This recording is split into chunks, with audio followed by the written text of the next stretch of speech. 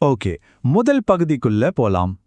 நாம பொதுவா சொல்ற மாதிரி நம்ம சிஸ்டம் உண்மையிலே உடைஞ்சு போயிருக்கா, இல்ல அது இப்படிதான் வேலை செய்யணும்னு டிசைன் பண்ணப்பட்டிருக்கா? வாங்க இந்த கேள்வியிலிருந்து ஆரம்பிப்போம்.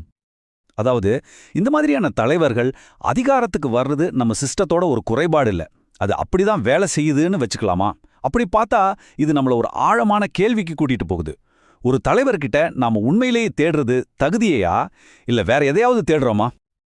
இந்த பழக்கத்துக்கு பின்னாடி இருக்கிற சைக்காலஜியை புரிஞ்சுக்கணும்னா நம்மளோட ஆழமான ஒரு மனித தேவையை நம்ம பார்க்கணும்.